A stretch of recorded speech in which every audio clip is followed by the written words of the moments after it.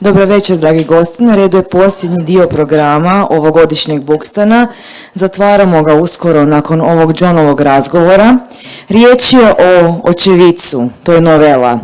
Predstavit će ga Una Tanović, a eto, vi možete uživati u omiljenom licu Bookstana. Mislim da je John već kao kod kuće ovdje u Sarajevu. Izvoliš. Thank you all for being here. It's a real pleasure to be here with John Freeman. John is, as we just heard, a great friend of Bookstán, and hearing from an honored guest like John Freeman is always one of the highlights of this festival. So I think we also have to thank John for always coming back to Bookstán and back to Sarajevo. We will keep our conversation to under an hour, and then there will be plenty of time for questions from the audience as well. So like I said, John's a great friend of Bookstán and almost doesn't need any introduction here, but I will begin with a more formal introduction just to highlight some of his many achievements as a writer, an editor, and a literary critic.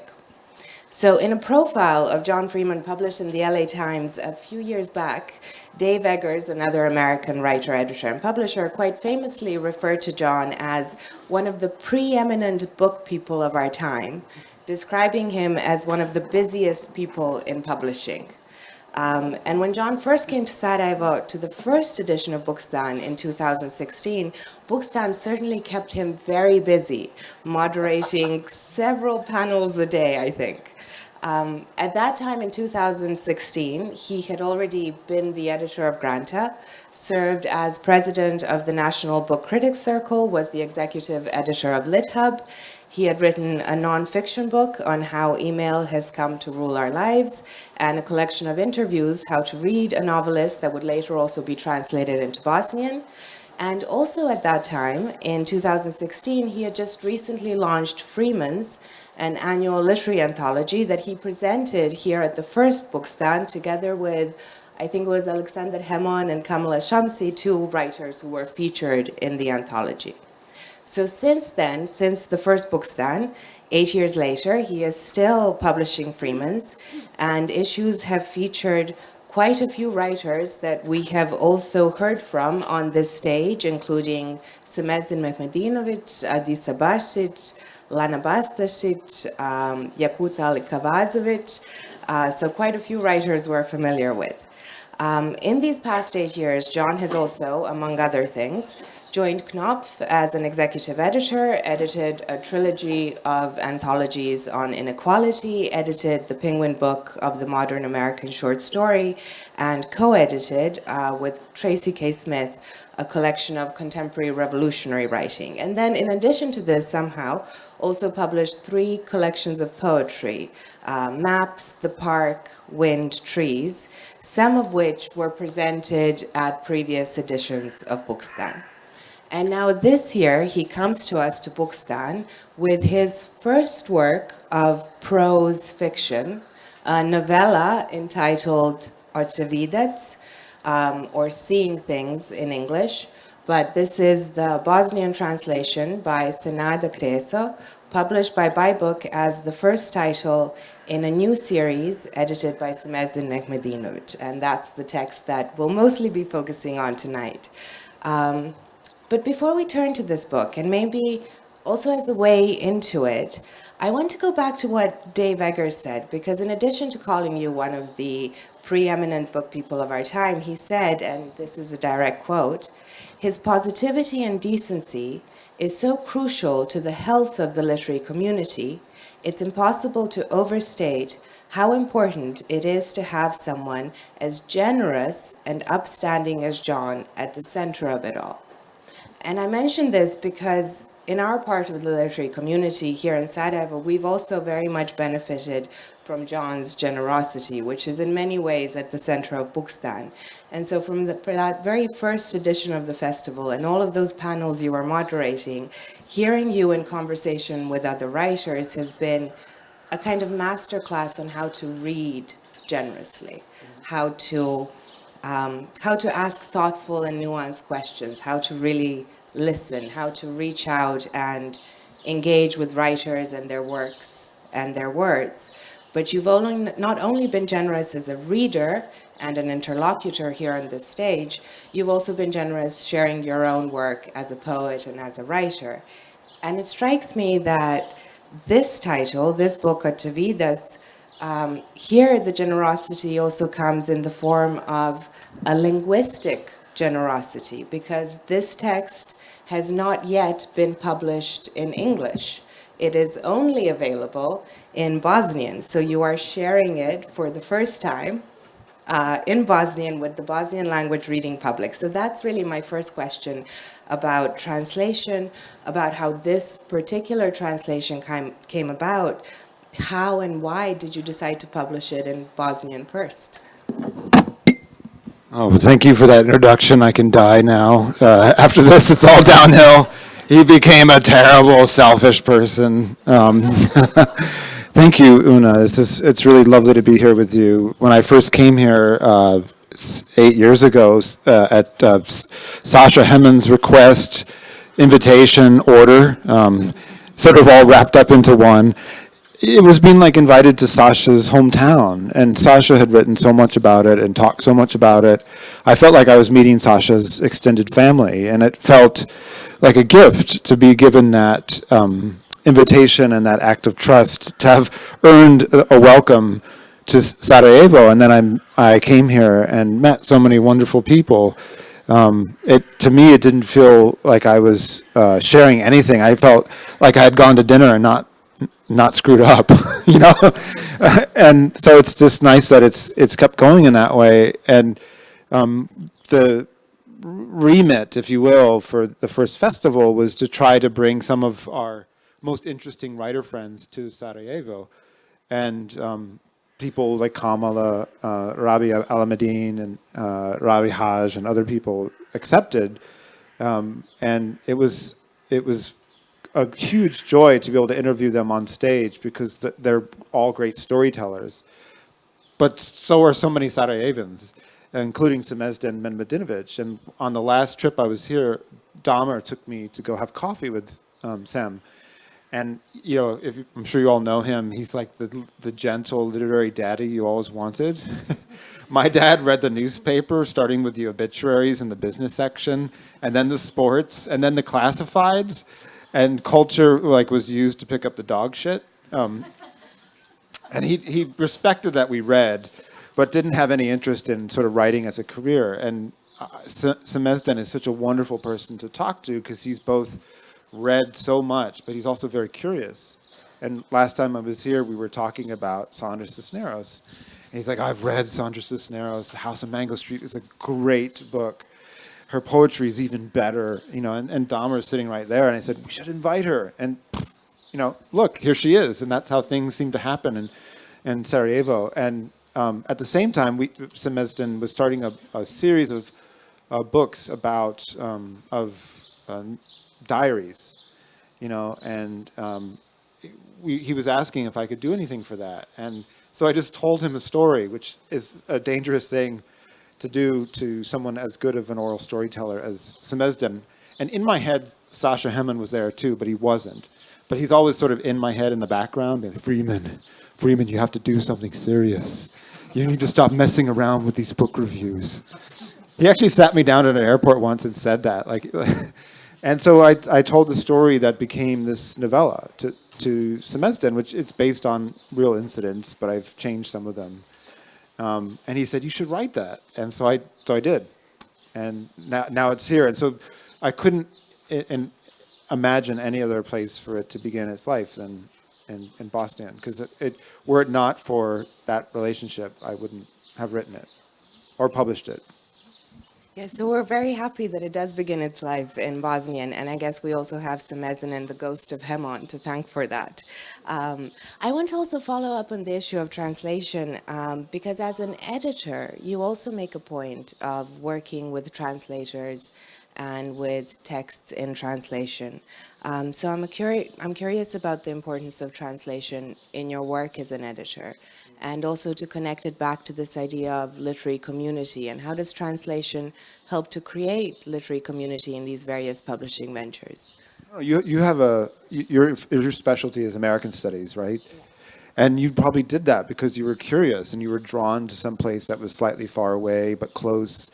And each time you read a book by Edwidge Dandika or whomever that you were interested in, it sort of brought you closer to something strange and made it fresh. And I think that's what reading does. It makes sort of the far away sort of slightly more familiar, but respects its difference from you. And you can't live in a world unless you're a polymath like Ben Moser here. You can't live in a world without relying on other translators to bring you Dostoevsky, or The Leopard, or I don't know, Marie Ndiaye. I mean, so many wonderful writers that I love came to me in translation. And so to me, it just seems obvious that you have to kind of rely upon them. But you mentioned literary community, and I think last night Burnham Sunmez was talking about how books are not about the real world. They're about an imaginary version of the real world, but we need to create that imaginary world in order to sort of function in the real world. Many of us, we have to have that dream life. And some people, and I respect them, for their need of privacy, don't need the sense of a literary community. They're like, I write and you receive, and that's fine. There are many people, like, I'm not going to force, Donna Tartt to come explain her work to me, or I don't know. There's lots of people who prefer to be at a distance. But many of us still feel like we need to feel like we're in a world together, that we have a collective enterprise, that this dream making isn't just an individualistic aspect, it's creating kind of alternate societies. Not that they have rules and regulations and laws like the real world, but that they create enlarging possibilities, like that we can kind of step into our fuller selves and be part of that project adjacent to each other. And to me, that's what a literary community is, and translators are essential to it. Yeah, they open the doors to that community. So I guess in a sense you're paying it forward by also publishing texts in translation if so many texts came to you through translation. Yeah, and I wouldn't have been able to publish Adisa Basic. She has some lovely poems in one of the issues of Freeman's. And Sasha, or someone, or maybe Lana Basic, who I heard read in Bosnian on one of the first festivals. And I was like, that sounds interesting, but I don't understand any of it. And then 2 years later, Sasha was like, you should read her Freeman, she's really good. And then Celia Hawksworth translated a story, and it was fantastic. And it was an easy decision. Like, of course it's great.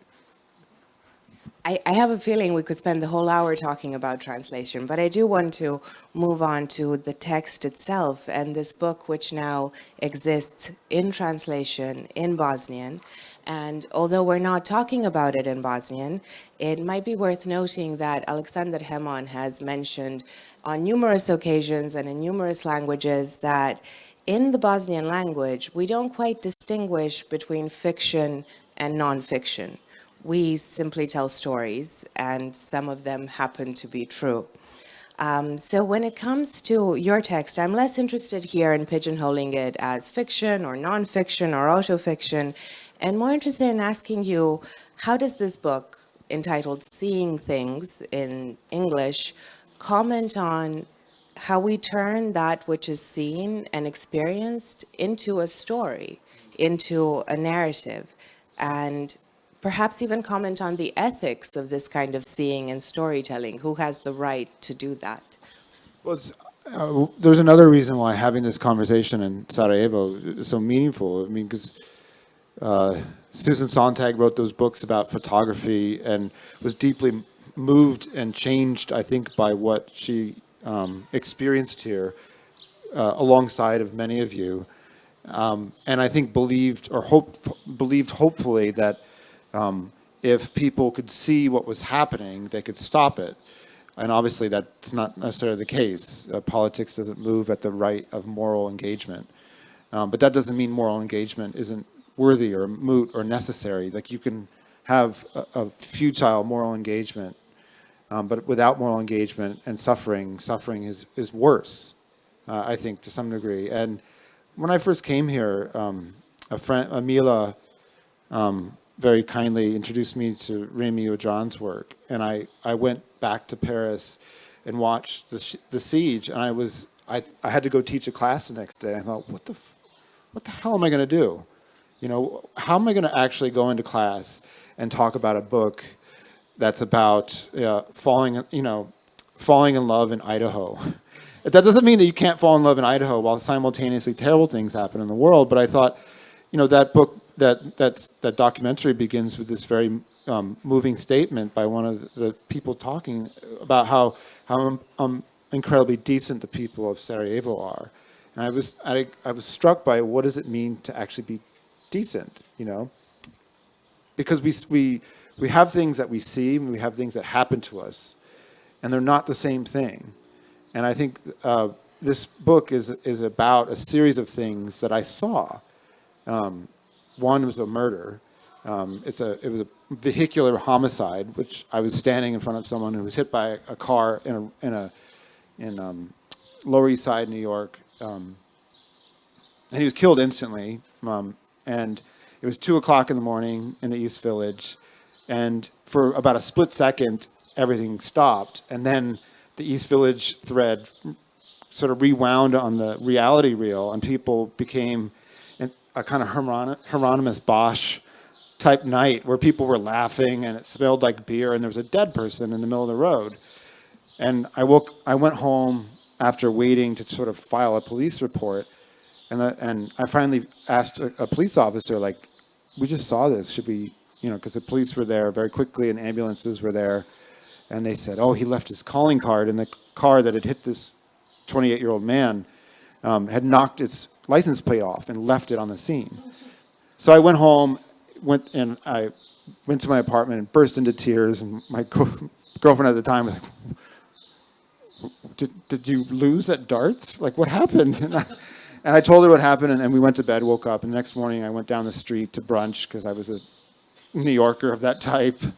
And I went to this corner place, and I was waiting for a table, and I started leaning on this car, and I looked behind me, and the whole front windshield was punched in, and there was stains on the convertible top, and then, what obviously was like, anyway, it was obviously a car that had been in an accident, and I called one of my two friends who had been with me, and he looked online, and it was the car that had been in the accident and had been left. And so I called the police again. I approached the police, and they took an hour to arrive. And it was like I had made a mess, and they were like, okay, like, you saw this accident, and there's this car, what's the problem? And I was really thought, why am I seeing this again? And as I was sort of walking around after, trying to figure out, like, why has this thing happened twice? And my phone rings, and it's my ex calling me, and she said, "You're never gonna believe this, but like your cousin has just called, and I told her where you were and what was happening, and she said her husband's best friend was killed in a hit-and-run accident, and it was him, and he had lived a block from me. He was 28 years old. He had a life that was very similar to me." And I was like, this is getting really strange. And I got sucked into this case where, because the drivers left the car and weren't seen on the accident scene, they had to figure out how to prove who drove the car. And they had tracked the car to an owner in Howard Beach, Queens, with a Sicilian last name. It was a $120,000 Mercedes. And suddenly there were just no one who was a witness except for me and one person. And so I got a call from the detective and the assistant district attorney, and I walked back to the accident scene and drove with them on the route that the car would have driven. And as they were doing this, looking for CCTV footage, they explained to me, they're like, by the way, the windshield was so punched in, they would have had to drive with their head out the window. And I thought, okay, I'm going to keep going with them, because this is like truly beyond the pale. Like, you hit and kill someone, park a car, and leave it. And we didn't find any footage. And what what I thought was going to take 5 days ended up taking 3 years of my life, because the drivers, they called the guy who owned the car. He said, I gave it to my nephew. He was driving it. They went into hiding. The police went out to a construction site, and the construction site where they worked were like, I don't know these guys. I've never seen them before. And I thought, this is starting to seem really fishy. No one is a witness. And in the middle of this, the family called me of the victim, because this stretched into months. And simultaneous to this, I'll try to bring this part of it to a close. My mother started dying, and she lost her ability to speak, and to walk. And I had to sort of watch the most sophisticated and beautiful emotional instrument I've ever come across in my life slowly unbuilt, one faculty at a time. And I thought, this is the worst thing I've ever experienced, is not having any ability to change this inexorable process. So I would go home and see my dad, who was in a similar but probably much worse state, because he was living with it every day, trying to keep at bay a neurological disease, which you can't slow down, you can't stop it. And so you only sit there and try to help the person and sort of witness it. And this period of my life was spent around watching those two things.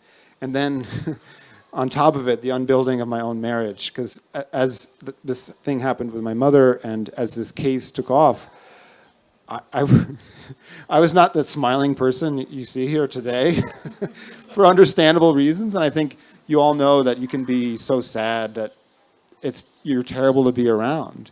But you can't undo the things which are undoing you. You can't stop it. You can't simply put a good face on a terrible time. And so my marriage imploded in the most, I'm going to make a reference, Ben will get it, Jerry Springer-like way. Yeah, it was like a talk show. And so at some point I thought, why are all these things happening? And so when I told the story to Sem, I realized that all three things were connected, and that I was living in a period where I was witnessing, watching things happening around me and to me in the same way.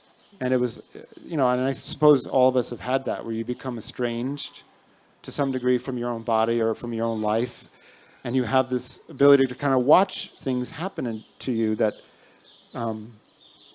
that doesn't actually prompt a solution, but somehow the witnessing of it is important. So yeah, very early on, there is a scene where where the main character is being comforted by being told that what you have seen has not happened to you, so it's okay.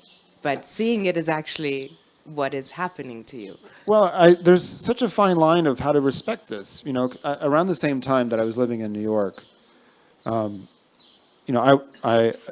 first Intifada started in Palestine, second Intifada, and I was going every day to the newsstand. And every day I would go to the newsstand, and the front page of all the daily newspapers had like a bus that had exploded and charred sort of remains of people. And I remember thinking at the time, like, this is insane. Like, this is happening every single day. People are willing to die for what's happening to them, but also they're doing terrible things to other people who may or may not have anything to do with what's happening to them. And I realized that so much of our news and our epistemology as citizens is based on looking at things, with the idea that somehow looking informs us. And yet, there's a very big difference between looking and having something happen to you. Like, watching a siege of a city is very different than being in the siege. Watching a war film is very different than being at war. And one of the terrible things about being, I think, at the center of an empire is it often only sees its own suffering. And there's a great book about this by Viet Thanh Nguyen that's about how America produces a distorted empathic register that really sees American suffering when it feels like it's seeing the world. And so one of the things I wanted to do in writing about this is show how mixed up that can feel emotionally.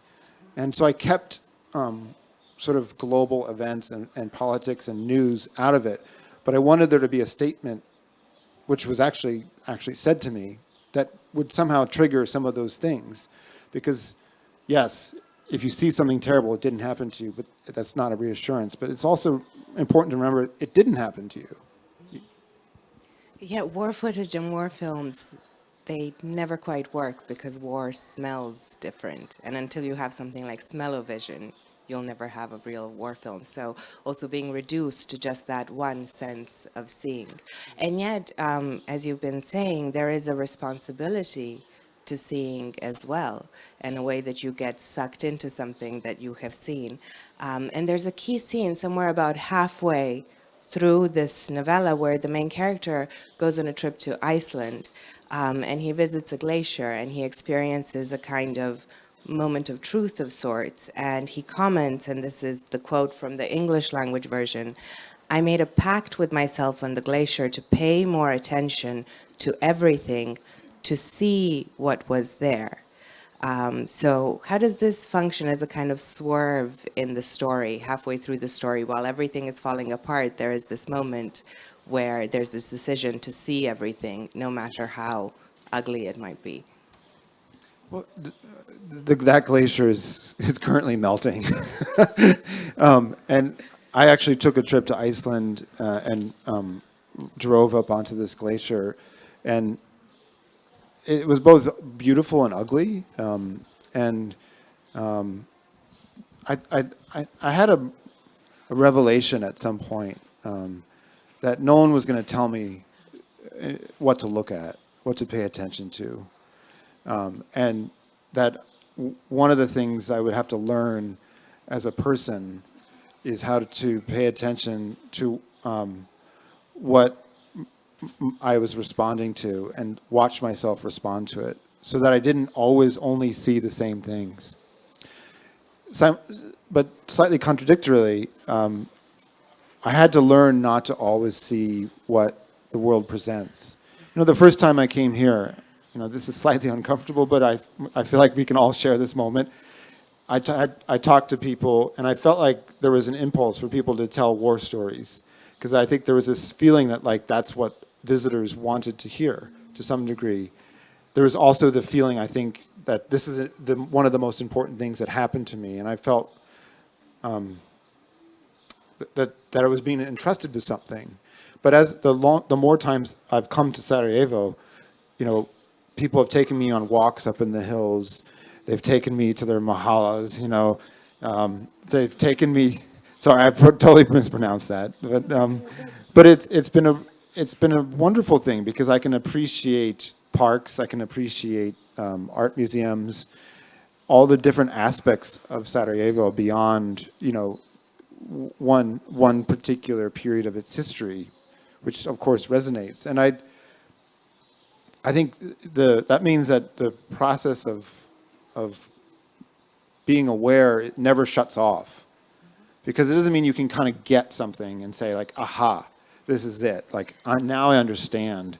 It is these 8 things, because, you know, it's the 10,000 things that make up places. And so you have to constantly be looking for the ways that it surprises you. And that's sort of more I think, what I was going on about. So earlier we talked a little bit about your work as an editor, which may seem different from what you're presenting tonight, your work as a writer. But the main character, or since you're using the first person, I might as well say you in Seeing Things, are also a book critic with a deep love of literature. And there are many references throughout the text, both overt and covert, to other literary texts that are scattered in this novella. So there's this very beautiful scene where the main character, you are describing a book that you love very much, The Gangster We Are All Looking For. The first chapter of which, by the way, is available in Bosnian translation, and it is truly a beautiful book, yeah. But in doing so, as he's describing this book, he's also describing how he's falling in love with the woman that he is talking to about this book. So within the world of this text, fiction has and can have a very real effect on reality in some ways. And this love of literature in the text, in the story, can and does become the real story as well. So I was wondering if you could say more about how your experiences as a literary critic and your love for literature informed either the writing of this text or informed the way you see it now.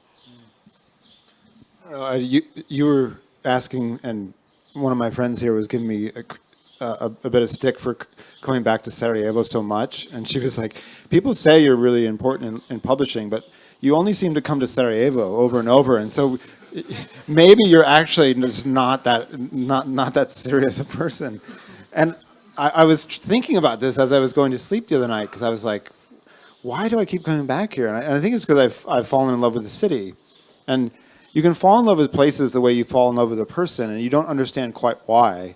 You know, I'm sure all of you have dated someone that's very different from what you think or who you've dated before, and you think, well, this person is really short, and they're not that funny, and they like donuts, but they have this really high, sweet laugh, and around them I feel happy.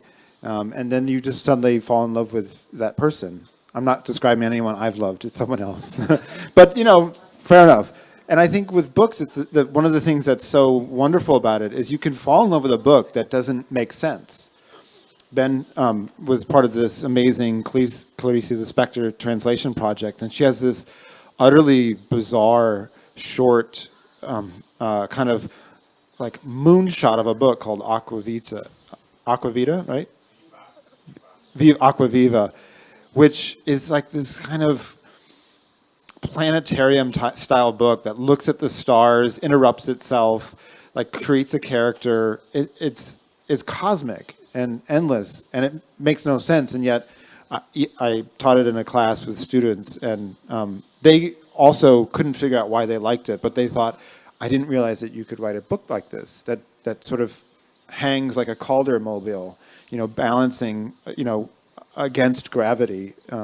And, you know, I don't see, I mean, maybe if I write another book, I'll be able to not have books in it.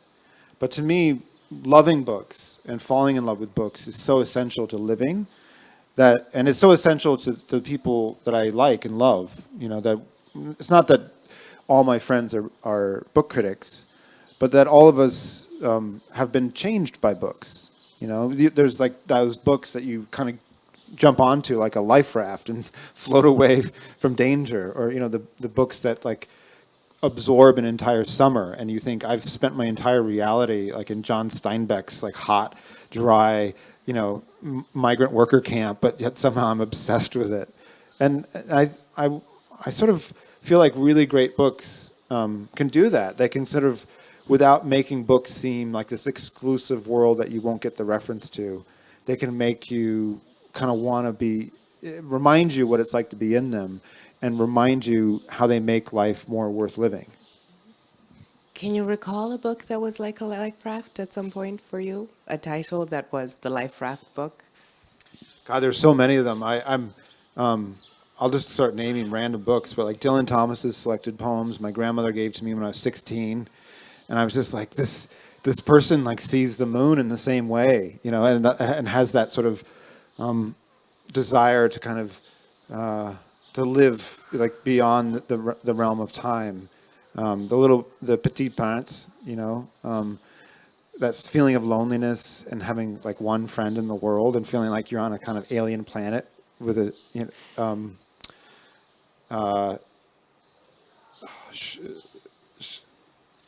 Wuthering Heights, because I was a very emotional teenager who like played sports and I was really jock-like, but I would climb up onto my roof and read these like Victorian novels in the sun and being like, oh my God, I can't believe she's breaking up with him. You know, that terrible guy and he's riding his horse and everything. And so I found a comfort in that. You know, I'm sure you had. Well, did you have anything like this where you were like, I'm taking this way too seriously, and then you read a book and you're like, no, I'm not. I don't know if I'd revealed the teenage ones, but yeah, I know exactly. And this kind of delight in books and in literature and in storytelling, it really comes through in this text. But this is also, it's a book about loss, and profoundly so, as you mentioned. There's the sudden, violent, accidental death that is illustrated on the cover and that opens the text, and then also the much slower deaths of the marriage and of the mother. And you've commented a little bit about how these various kinds of loss act as counterpoints to each other and shape the narrative. But I'm curious because some of these themes, I don't want to dwell too much on the theme of death and loss, but some of these themes in particular, you've written previously in your poetry and even described very movingly the death of a mother from the perspective of her son in, I think, the final poem in Maps, in the Heart of the Night, in a scene that is very reminiscent of the final scene here. So I'm curious, how was it to address this scene in these different forms, or to return to it in prose? If you did, perhaps the prose came first and then the poem. How was it to address this theme and this scene in these different forms? I don't know. I hope at some point it becomes normal to me that certain people I love are no longer alive, but I don't know that it will, and I don't want to be lugubrious about it and sort of one of the worst things I've ever heard, and I actually won't repeat it because it's just toxic, but I think it's hard to adjust to the surrealism of death. You know, its finality, you can't argue with it. And I grew up in a time and place that taught me, with the parents who I was very lucky to have loving parents who protected me to some degree from the world and made me believe that life would be okay if I just simply worked hard and things would accrete. You know, like that life was an accretive act. You would read books, you would go to school, you would do things, you would learn skills, you would create a group of friends, you would maybe have a family, you would, you know, buy a house, blah, blah, blah, blah. But actually, it's all subtraction to some degree. And in these other moments when you aren't feeling subtraction, it's a pause between that, which makes it obviously meaningful. And that sounds really grim, but that's been my experience. And I wasn't prepared for that. I should have been. It sounds really naive and innocent, and I was. And those types of losses have come in different ways. There's like sudden, dramatic, violent, spectative loss, like what I described in watching that poor guy get killed. And then there's a slow, accretive, emotionally destroying loss, like watching a parent or a loved one die and not being able to stop it. And Rabi Alameddine was here, and the book that he was publishing at that time was Kool-Aid's, which takes a different approach than I do. You know, he was juxtaposing descriptions and humor as a sort of bulwark against the terrible losses that he witnessed among his friends who were dying of AIDS in California in the mid-1990s. And, you know, I haven't developed the nimbleness of humor to do that. So what I was trying to do in this book was to develop a kind of narrative state that was different than poetry. You know, when you write a poem, you can elegize someone. You can write about a state like it's a cloud passing. But a book, a work of narration has to have the solidity of a house. And no one wants to be brought into a house of loss, you know.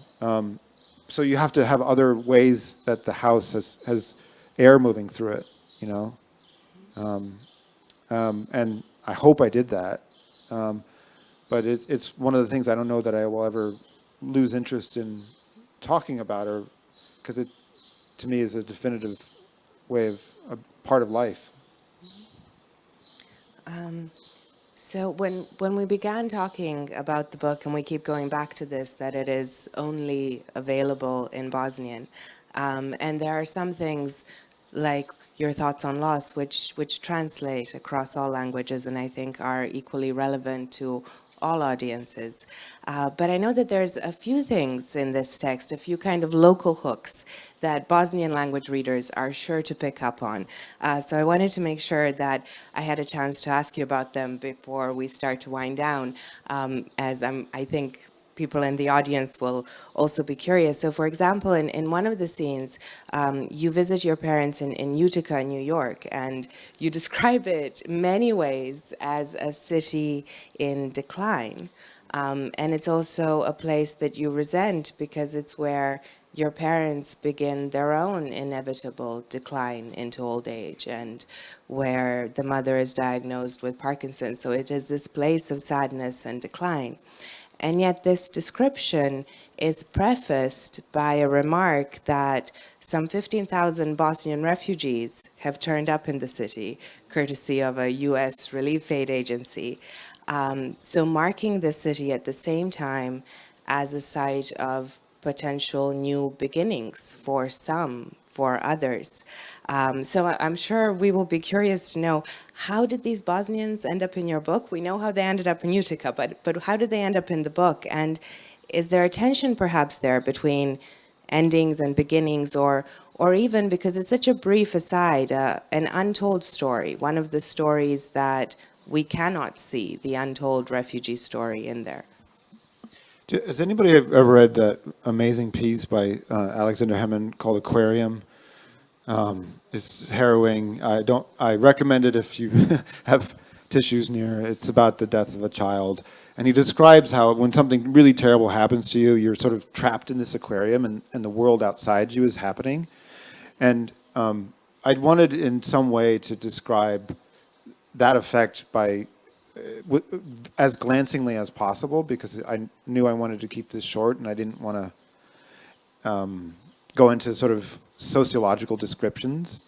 And in real life, Utica has been slightly reborn by the 15,000 West Bosnians who have been resettled there.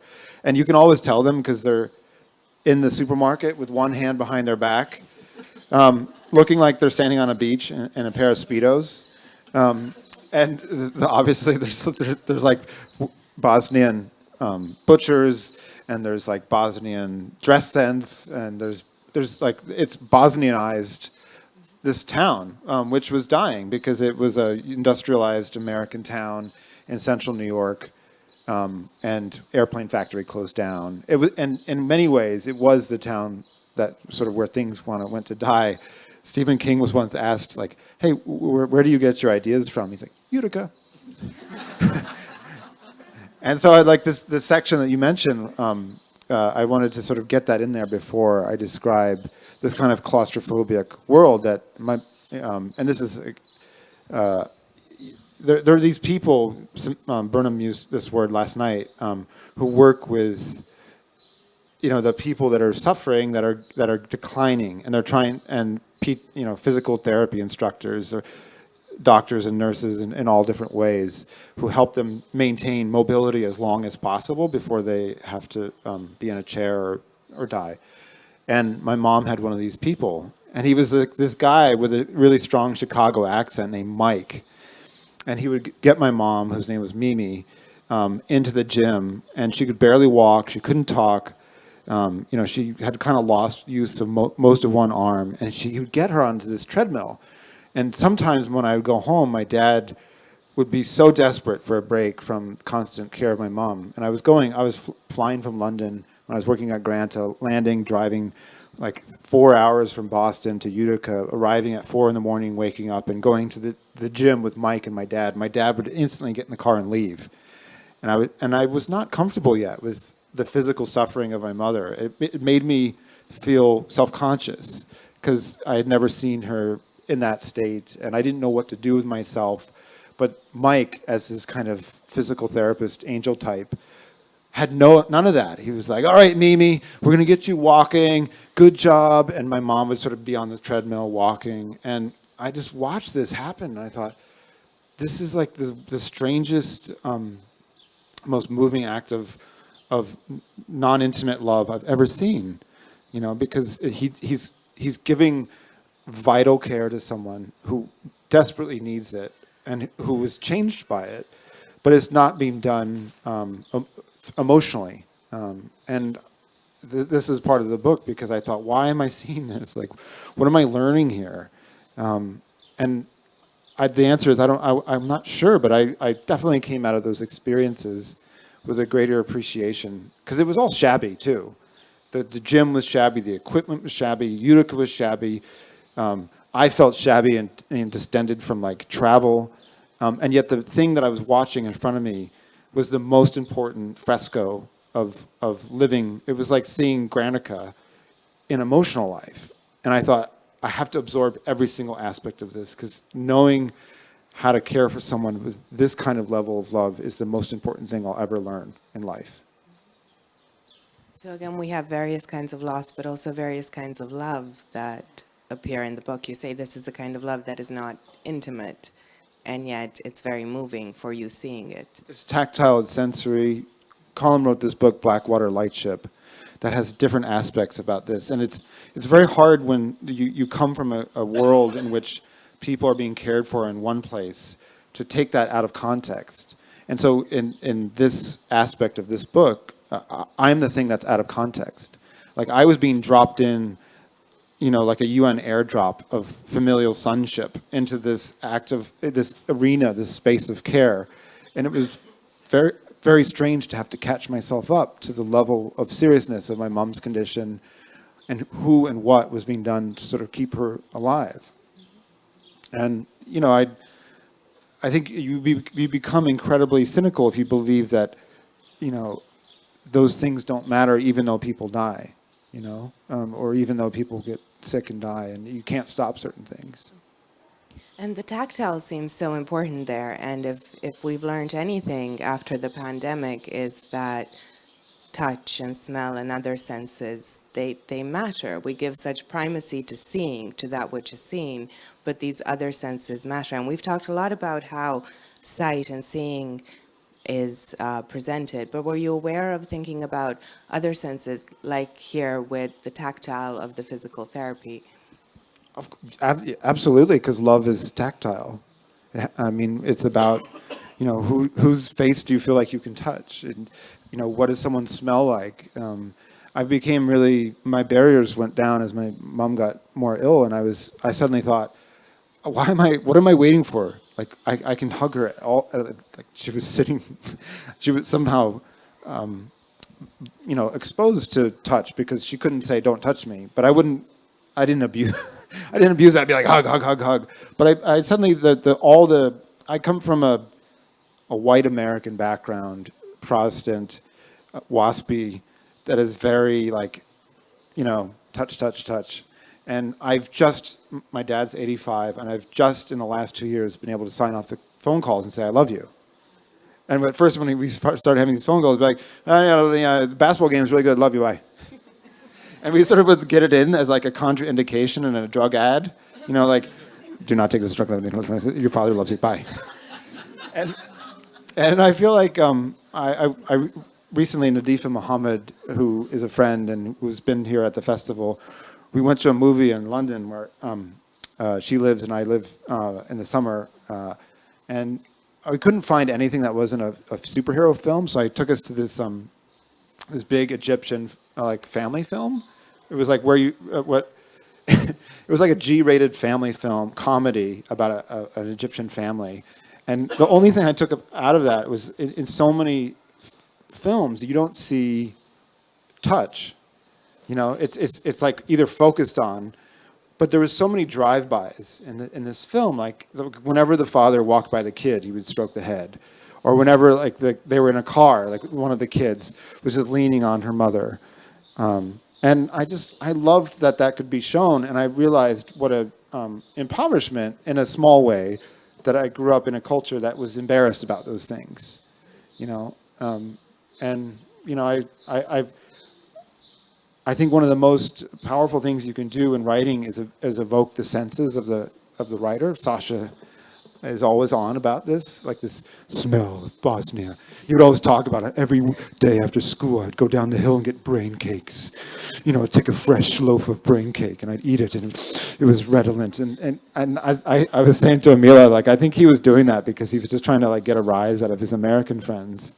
But I do think senses evoke so many feelings, and that's where our feelings can kind of lay. To be fair, he does also write about the scent of linden trees in Sarajevo in the 80s. So brain cakes and linden trees, it's a good. So it is a text about sight and the importance and the responsibility of seeing, but also about all of these other senses and how that goes into telling a story. Before we turn the microphones over to the audience, I really just have one more question. What's next, both in terms of this text? When do we hope to read it in English? Are you planning to expand it into a longer piece? And also in terms of other writing projects that you're maybe working on that we can look forward to at future book stands. I'm expanding this. I mentioned Remy Audran's documentary, and I want to mention Semesden's My Heart, which I think is a absolutely incredible text. And the way that text moves around modularly within time and space and within threads, especially in the long section in the middle about the main character's son's wife's stroke and caring for her, that was of enormous influence on this in the way that he sort of allows certain sections to be shorter or longer depending on the emotional valence within the scene, and to realize that the reader could be sped up and stopped in that way. But I do have other threads that I left out because it had to be a novella that I'll probably expand on, and I think it's coming out in December in the U.S. on a digital platform, and I've changed some things because I don't want to be. Is this being recorded? It is. On YouTube. It's on YouTube. Okay. There was. It was a real case, and there were some other aspects of it that are really disturbing that I won't mention here. That I do expand on in the expanded version, and I've done some things. It's more fictional, and so that will probably come out in a couple of years, though, the eventual whatever it is. But the thing I'm working on now is something called Tree Diary, and I just had a revelation during pandemic that I was basically living in a world in which trees were more populous than people, and that trees were very sophisticated living organisms with, a tree can perhaps see you, can feel when you're close. The trees talk to other trees through hormones under the great sort of substructure of roots. And I was curious about whether I could write about being alive, but put trees at the center of the text and reconceive of segments of life, whether it's my childhood or friendships or certain periods, with the trees not as a background, but as a sort of center part. And I don't know what it is, but I think that will probably be the next book. Whatever it is, probably at the next book stand or maybe the one after that. Yeah. And we're also looking forward to then doing a comparative reading of the Bosnian text and the English version and seeing what has changed. Yeah. So I wanted to leave time for questions from the audience.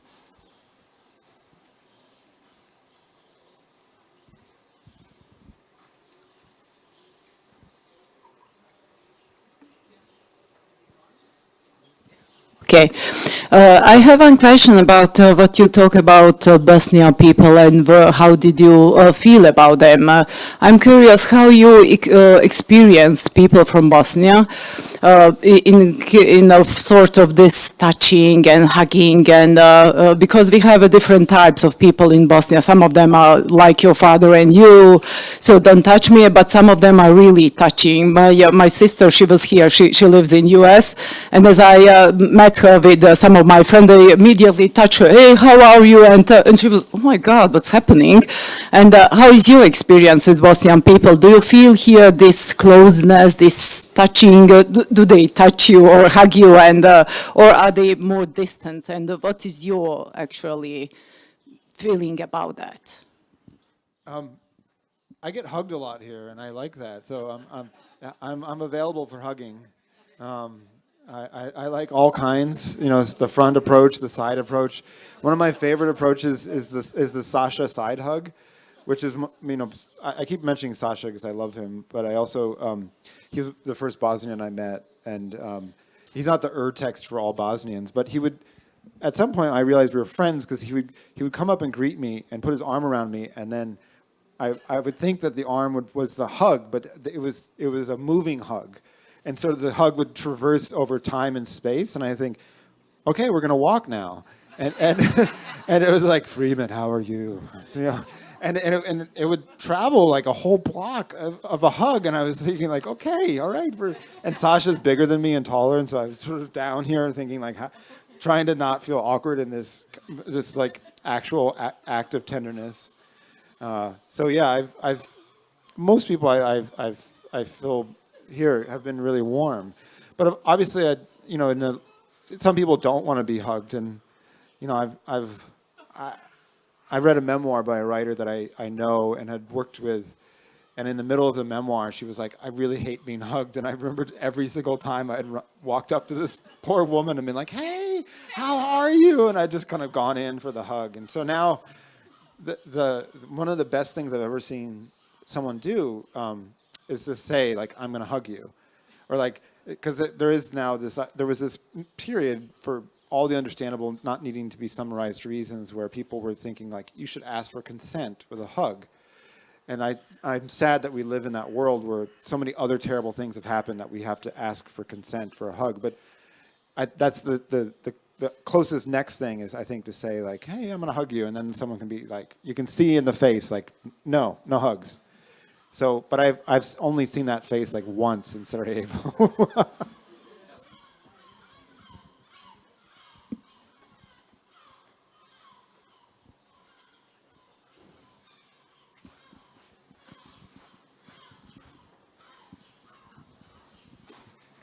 Thank you for this to you both. This was wonderful.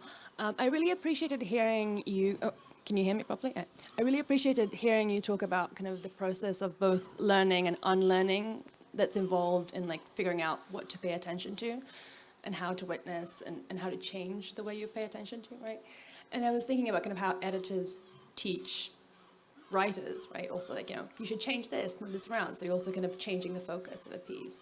And I'm wondering what for you as an author who's been an editor for such a long time, except for, of course, you could describe all these moments of in your life that changed this, but I was thinking about writers that you've worked with, people you've edited, so how they have kind of changed you as a writer too, and not just kind of when you were young, but I think kind of now, like in the last couple of years, like how has this process been kind of symbiotic, and how has reading other people who you have edited, who you've taught how to change their focus and learn and unlearn, what to pay attention to, how they've taught you this, and how they've, yeah. Does that make sense?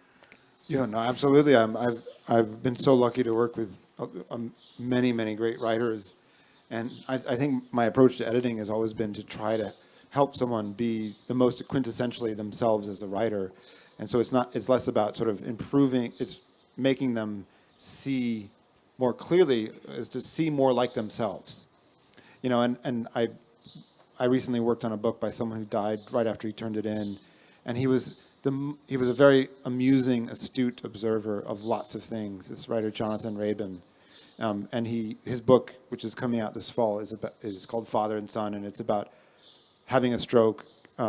He was a great travel writer. He drives himself to the hospital, and he sees the hospital like a foreign territory, and so all of it is kind of slightly amusing, and he views it like a travel writer. And I learned a lot just working on that book with him, because he's able to see something very serious that if you only looked at and described in terms of preconceived emotions about stroke, hospital suffering, it would put the reader in an automatic position of having to have like a heavy weight that you were saying, here, carry this. Look at my suffering. But instead, his narrative voice says, look at how absurd this hospital is. I mean, this woman is coming into my room and stealing the wine that my friend sent to me, like I'm some bad kid at a boarding school. And the book becomes a triumph and sort of descriptive glee, because that part of him is still alive. That's one recent incident where I was able to sort of, I learned a lot in working with him. Also, I went out to Seattle while we were editing the book, and he spoke in complete paragraphs. He had this very plummy accent, but he had sort of come from a falling down, formerly aristocratic family, and he took such delicious pleasure in language that he didn't rush what he was saying. He said, for example, I asked him, Jonathan, like, is there anyone that you don't want to get this book? And he's like, And I started naming names to prompt him, because I realized he wasn't going to like tell me straight off. And I named someone, and he said, if there was one person to whom I would very much dislike having this book sent, it would be him. And I thought, he just said that as a sentence aloud. That ornate backwards, and I think the beauty of working with writers is to realize just how many different varieties exist to sort of slightly lure a reader into reading about something. And I mentioned Rabi Alameddin before, his use of humor in texts. He wrote a beautiful piece for me once for FREEMAN's for the California issue about being a bartender in San Francisco, and it was a way about talking about other things that he was seeing at the time, and each piece would do a deeper loop into each segment, and a deeper loop into what was terrible of the time, but it would begin at a higher pitch of hilarity. So like as the piece went along, the ongoing story of his sort of bumbling bartending and his shitty soccer team became more and more kind of funny and slapstick, and yet the ongoing story of what was happening in San Francisco became worse and worse. And because he was doing the one thing, he could bring us into the other thing. And I also learned, a little bit about sort of narrative escalation from him in that sense. Those are just two examples.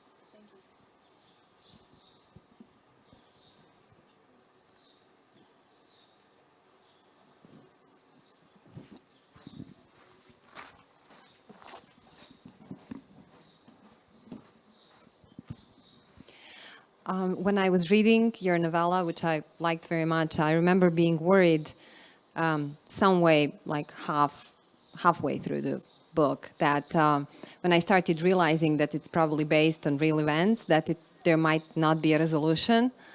But everything is resolved. I mean, things happened and got resolved in this way or another. And at the end, I was just curious. First, was it very difficult to write about your own experiences? I mean, it's happened like 20 years ago, if we are to trust the dates. The time I mentioned only as in reference to 9/11 that I could recognize. So was it difficult? How much of a distance did you need to write? Because it seemed to me it was written easily.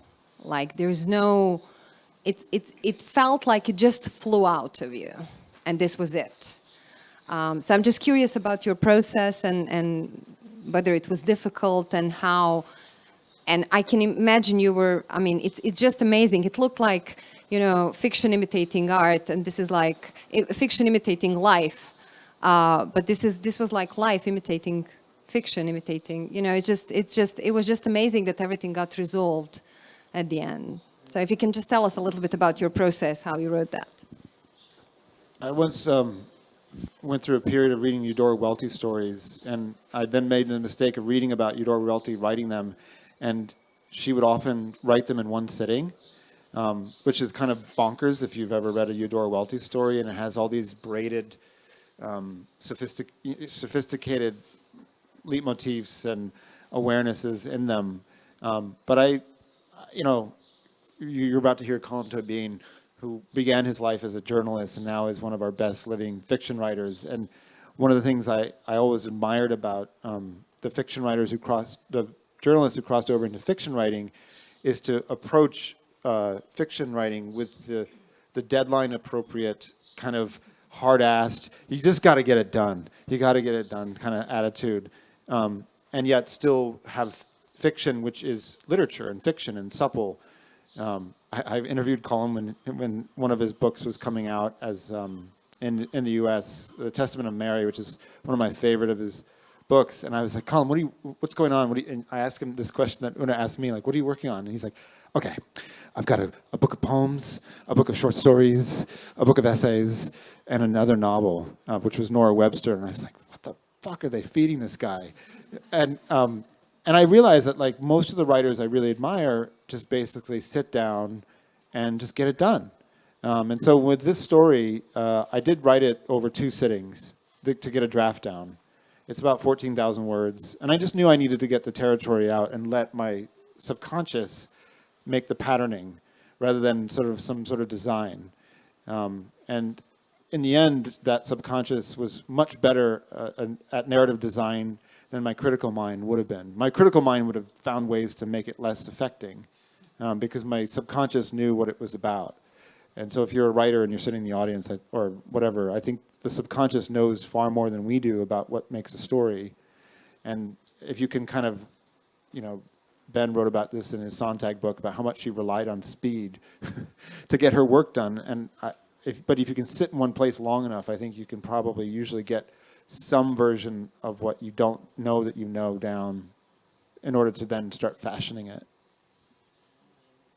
And do you think, just going back to the sort of genesis of the story, do you think narrating it first as a story to Semezdin was part of that? Would it have gone differently? Yes. In other words, when you sat down, would it Yes, have been different? I told it 3 times in 3 different ways. And the first time was in Bucharest over a dinner, and I thought, oh my God, this is actually one event. I sort of, and it was a long dinner, and it was one of those where I thought, okay, this needs a 42-minute story right now. And then I made the mistake of thinking that was a portable story. And I sat next to a British writer in Paris once, and I told him this story. And at one point, I saw this look of panic on his face when he realized he couldn't parachute out of the story. And I thought, oh my God. And at that point, I realized I couldn't stop the story, like all these sort of things. And I realized, and it was an important story. I wasn't trying to dress up my mom's death as for entertainment, but I since realized that this is not someone that you share emotional details with. And so when I was talking to Semezdin about it, I thought this is something, but I told it towards him. And when you tell a story, you have to kind of tell it towards people. You don't sort of tell it to the air. So telling it, a few times made me realize, like, how do I actually want to tell the story? Do I want to tell it towards the British writer in Paris who's going to, like, cringe? Or do I want to tell it to, this, whatever Sem brought out of it? And that's what I decided to do.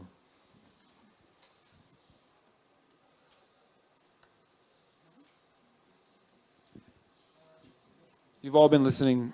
Oh. There's one more question, I think. I don't know. Are you if you're tired? No, I just. Yeah, let's. No. I'm fine, but I think we're out of. Are we?